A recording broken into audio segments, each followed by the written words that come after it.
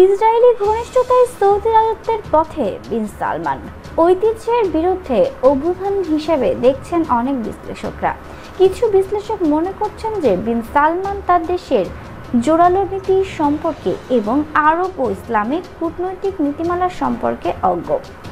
সংঘাতপূর্ণ ইয়েমেনের হস্তক্ষেপ করার জন্য জোট গঠনের মাধ্যমে উচ্চবিলাসী যুবরাজ তার রাজনৈতিক জীবন শুরু করেন।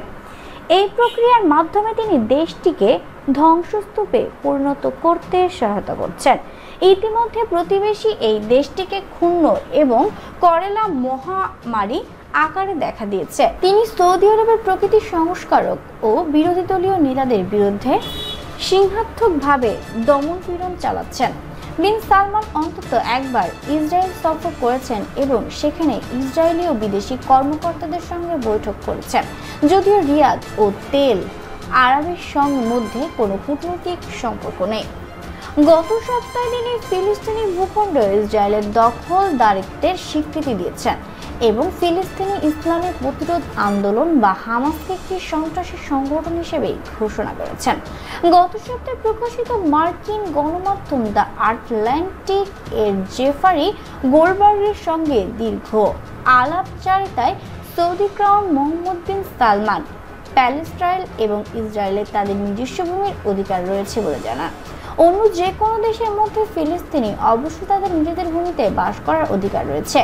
এজন্য বিন সালমানকে ধন্যবাদ দেওয়ার কিছু নেই, কারণ এই অধিকার 1948 সালের পর আন্তর্জাতিক আইন এবং আন্তর্জাতিক সম্প্রদায় দ্বারা স্বীকৃত হয়েছে এবং তারপর থেকে অনেক অনুষ্ঠানেই আন্তর্জাতিক সম্প্রদায় এই অধিকারের কথা পুনর্ব্যক্ত করেছেন। যাই হোক, ইসরায়েলি এরকম অধিকার আছে, কিন্তু তাদের ভূমি প্রকৃতপক্ষে অন্যদের অধিকার রয়েছে, যাদের 70 বছর আগে ইহুদি সন্ত্রাসবাদ দ্বারা বন্দুকের মুখে তাড়িয়ে দেওয়া হয়েছিল। নতুন প্রজন্ম নেওয়া ইসরায়েলি আদিবাসী ফিলিস্তিনি জনগোষ্ঠীর ওপর বোমা হামলা এবং গণহত্যার মাধ্যমে জাতিগত নিধন চালাচ্ছেন, যেটিকে তারা স্বাধীনতার যুদ্ধ বলে থাকেন। যেসব ফিলিস্তিনি কোনো রকম তাদের নিজস্ব ভূমিতে বসবাস করতে সক্ষম হয়েছেন, তাদের ইসরায়েলি আরব আখ্যার মাধ্যমে বিদেশি বানিয়ে দেওয়া হয়েছে। তাদের নিজেদের দেশে তাদের উপর নানা বাধা আরোপিত হয়েছে। মোহাম্মদ বিন সালমান দাবি করছেন যে তার দেশ ও ইসরায়েলের মধ্যে স্বার্থ রয়েছে।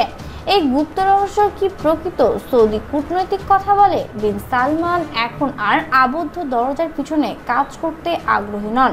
মার্কিন যুক্তরাষ্ট্র এবং মার্কিন সমর্থিত ইহুদি প্রকল্পের সঙ্গে বন্ধুত্বপূর্ণ হওয়ার কারণে এই লোকটি এখন প্রকাশ্যে তার কাজ চালিয়ে যাচ্ছে।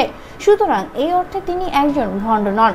যুক্তরাষ্ট্রের প্রেসিডেন্ট ডোনাল্ড ট্রাম্প তিনি সৌদি আরবকে দুধের গুঁড়ো হিসেবে বর্ণনা করেছেন। এই কথার অর্থ হচ্ছে, যখন এটি দুধ দেওয়া বন্ধ করবে তখন যুক্তরাষ্ট্র তার প্রয়োজনে এটিকে জবাই করে দিবে।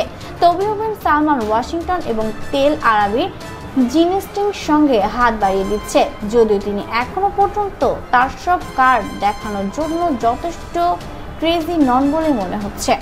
দর্শক, এই বিষয়ে আপনার মূল্যবান মতামতটি কমেন্টের মাধ্যমে আমাদের সাথে শেয়ার করে ফেলুন এবং এই বিষয়ে আরও সব লেটেস্ট আপডেট নিউজ জানতে চাইলে এখনই আমাদের চ্যানেলটিকে সাবস্ক্রাইব করুন আর পাশের বেল বাটনটি প্রেস করতে ভুলবেন না।